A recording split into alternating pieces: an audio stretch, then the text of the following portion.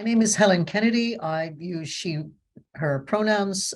I'm the executive director of Egale, Canada's 2S LGBTQI human rights organization. Our head office is in Toronto, although we have staff spread across the country. And we are on the traditional territory of many nations, including the Mississaugas of the Credit, the Anishinaabe, the Chippewa, the Haudenosaunee, and the Wendat peoples.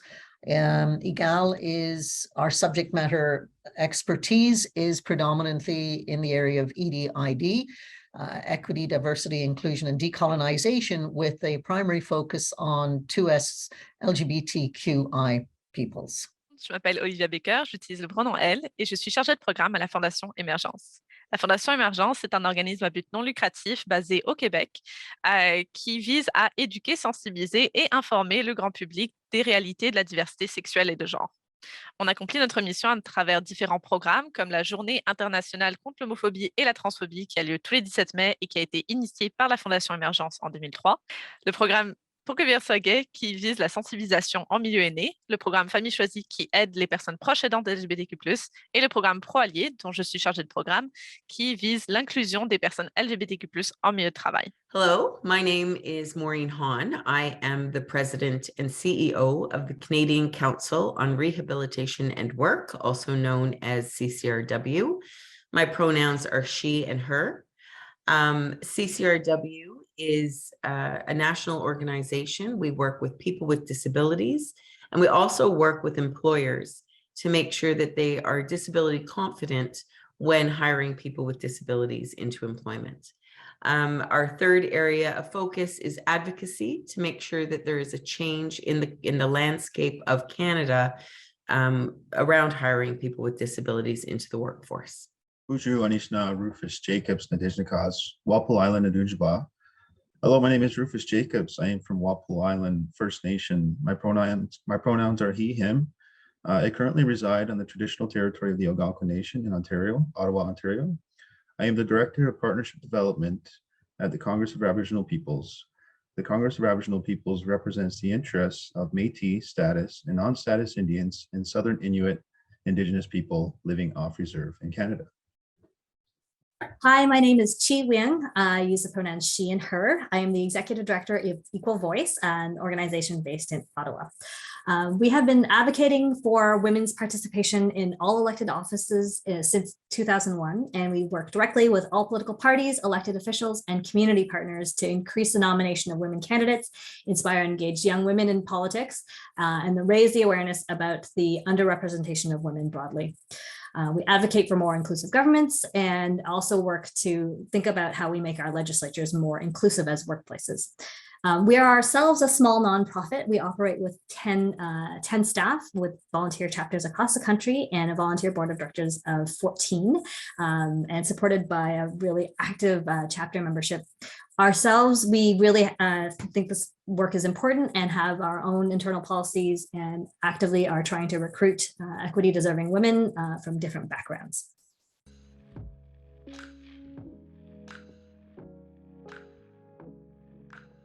So our area, as I mentioned, of expertise is in the 2S LGBTQI arena and the intersections that align within that group. So something that we're doing internally is being very deliberate and mindful of EDID within our own workspace and how we can be true role models in as an employer, as an organization, in being fully inclusive. What does that mean? And how does that translate when we're trying to provide support to other organizations and agencies that are trying to do similar things? So it's a challenging task for everybody, but we can help those folks who have enrolled in the 50/30, specifically on the area of 2S LGBTQI inclusion.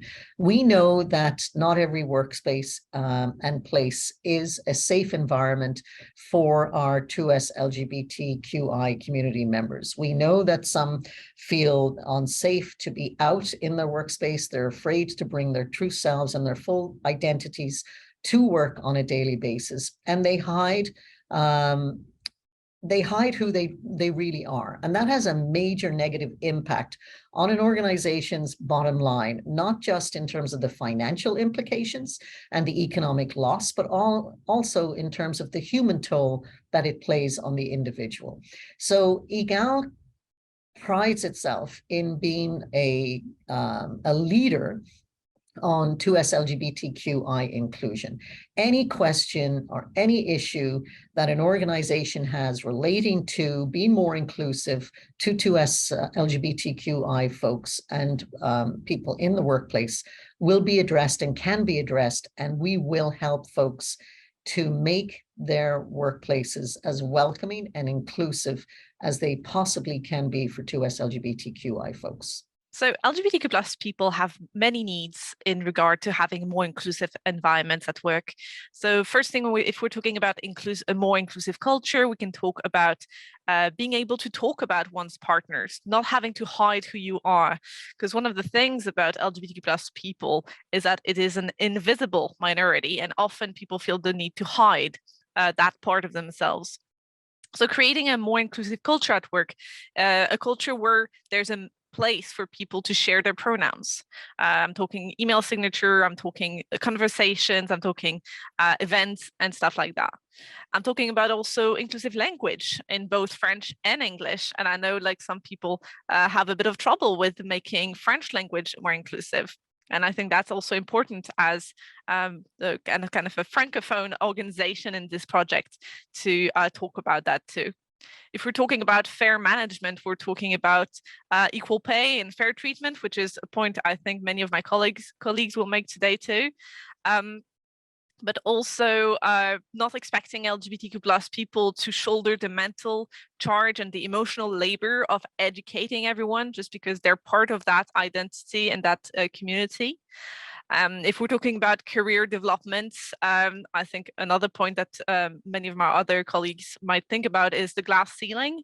I know we often talk about the glass ceiling for women, but that glass ceiling exists for all marginalized communities. According to a US survey, they surveyed 5.1% of LGBTQ plus people, LGBTQ plus women in the population, and you get 2.3% at entry level of the organization. But if you go to vice presidents and up, you only get 0.7% of LGBTQ plus women. And I think that's really showing off a lack of career development for LGBTQ plus people. We can also talk about workplace flexibility, such as dress codes, workplace safety, such having a harassment-free environment, having toilets that are available for whatever your gender might be, and policies that protect you against harassment and discrimination that are available for all employees and are available and understandable in both languages. And then recruiting and hiring, obviously, to fight against discrimination for LGBTQ plus people and others or marginalized communities. Our focus has been around recruitment and retention. We have looked at Indigenous people's experience within a colonial North American context. From our perspective, employers need to ensure their policies and practice have an Indigenous lens. Having an Indigenous lens allows us to see culture, knowledge, and power in a new light. Some policies within North America toward Indigenous people centered upon imperialism, white supremacy, and a focus on material wealth. Indigenous people need to have a sense of community and belonging, as well as access to culture and family practices. The definition of family may differ from non-Indigenous employees than Indigenous people. Sometimes family needs ahead of work can be seen as a problem within companies. Employers must consider revising policies, including providing more supervisor support in the form of educating supervisors on various Indigenous cultural practices, and examine ways of providing more flexibility with respect to cultural and family practices. During the pandemic, we identified the need to ensure that family is first here at CAP. We had implemented a policy that allowed staff to take 2 hours out of the week to spend with family. We called it the Family First policy. One of the reasons we're involved with the 50/30 challenge is around building inclusive culture that includes disabilities. quite often when we work with businesses, they may have a very active diversity and inclusion policy, committee, working attitude, but quite often disability is regulated into another area that is around disability management systems. Disability management systems are by definition there to protect workers around injury at work. But disability management systems don't work around the hiring of people with disabilities. So that's why we're very interested in making sure that the 50-30 challenge is successful. Building that inclusive culture must include disabilities. Now I'd like to talk a little bit about mentorship, because mentorship is very important within both the 50-30 challenge and what we believe at CCRW. Mentorship for people with disabilities by people with disabilities is rarely seen. We don't often disclose our disability, especially if it's an unseen disability in our workplace. And so therefore, having somebody with a disability disclose, be that mentor for somebody with a disability is huge. I think that when you add in intersectionality into our mix, so now we're talking about somebody who's young with a disability who's Black, finding somebody who has a disability and who is Black in the workforce to be able to have that mentorship is critical, that they can see that actually it is about my talent and what I bring to the workforce. It's not about a pity hire. It's not about the fact that I'm a youth, or I'm a person with a disability, or that I'm Black, that I'm ticking off a box for that company. Another area that I wanted to talk about a little bit is representation on boards of directors. We see boards of directors all the time that don't include people with disabilities. And that's a real shame, because people with disabilities on boards bring a whole different perspective. When you're having a board meeting and your board room is not accessible to somebody who is a board member, you're going to find out very, very quickly how that lived experience can bring a new perspective to your company. When somebody in a position of leadership is saying, we need to make sure that our disability and inclusion policies include disability, that's a very, very powerful and a very meaningful endeavor to make sure that we accomplish. So in our recent polling work, we've seen that there's a great interest in women to serve their communities, and they actually see politics as an important way to do so. But we know also in this research that getting involved in politics, there are many women who feel that they don't have enough knowledge or confidence to do so. We know that on average, women are asked 3 times more than men before they consider entering politics. One way that we believe that the representation of women in politics will improve and get elevated is by setting women up for success in leadership roles. This includes the representation of women in senior leadership roles and on boards of directors, so they can serve their communities and gain the skills to think about the opportunities to serve in elected capacities. So those are some of the ways in which we're thinking about equity for women and those experiences. You know, we also recognize that many women experience that kind of glass ceiling, and we're certainly seeing it in Parliament and the glass cliff experience as well for racialized women. So these are all dimensions of a really complex set of situations that women from diverse groups are experiencing.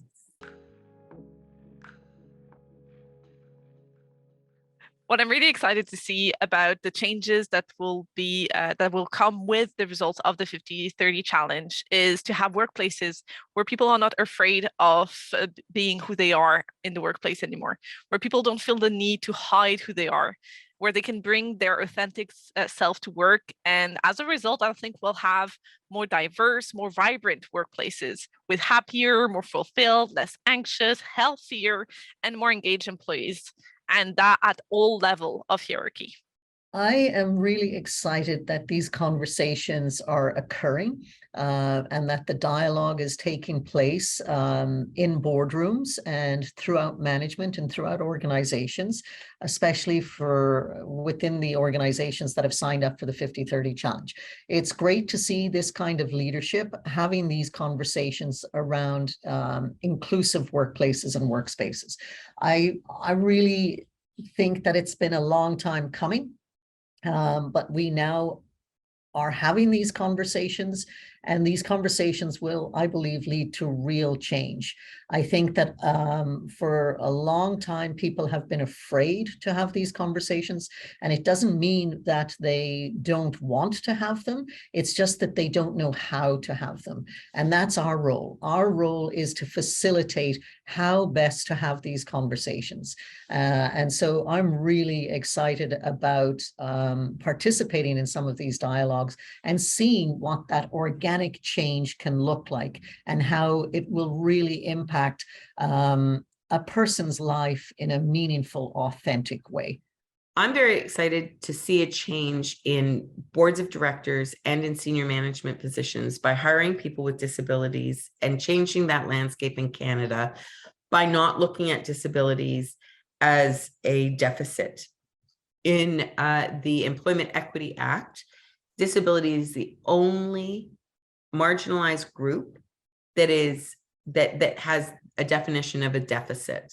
And I'm excited to change that by showing through this initiative, through the 50-30 initiative, that no, people can be in leadership positions, that people with disabilities should be in leadership positions, so that they are then making sure that this workforce that is not being tapped into are able to get into work and sit in those leadership positions. So that's what I'm excited to see. So what I think about where we are aiming for around the 50-30 and the kind of the future of work and the opportunities that exist for us, I think about the experience for women and all of their diversity really succeeding in leadership roles, being able to find intergenerational models and opening up doors and opportunities. We have had over 100 years of women getting elected to Parliament, but the firsts and the milestones have been slow and incremental. And so what I want to see normalized is the idea that our parliaments and our legislatures really reflect the country that it serves. So getting closer to gender parity. And in the same way, as a social purpose organization, as a nonprofit, we want to model the behaviors and the values that we think are really going to unlock the economic opportunities and the inclusion and our potential as humans and as productive beings. We have a special responsibility as social purpose organizations in living out those values. And so for me, the chance to engage in the 50-30 is a really important opportunity, and we're really thrilled to be doing it. When my staff had brought up this opportunity for us to participate in, inclusion in a diverse groups, I think I was really excited to see that there was an Indigenous perspective on it. I opened up this conversation by speaking in my language, which is Ojibwe language, and some of you may have heard that before. And I think it needs to be normalized as well. And as Olivia said, people are afraid to be who they want to be. And I think that with these conversations, this will only be even more increase of utilizing their language and not being afraid to speak it.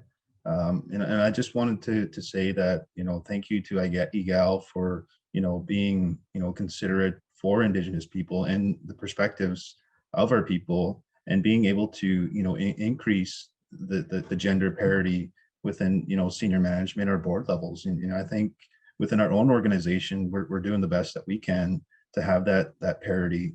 And I think most organizations across the country need to consider cultural backgrounds and language. Language is huge for our people.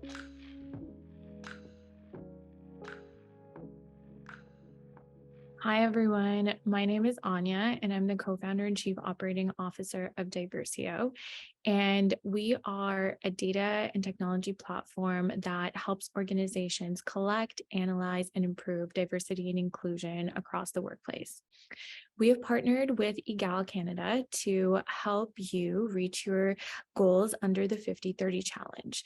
Of course, the idea being that we want to create equitable and inclusive workplaces that allow women and underrepresented folks to advance to leadership positions and to board level.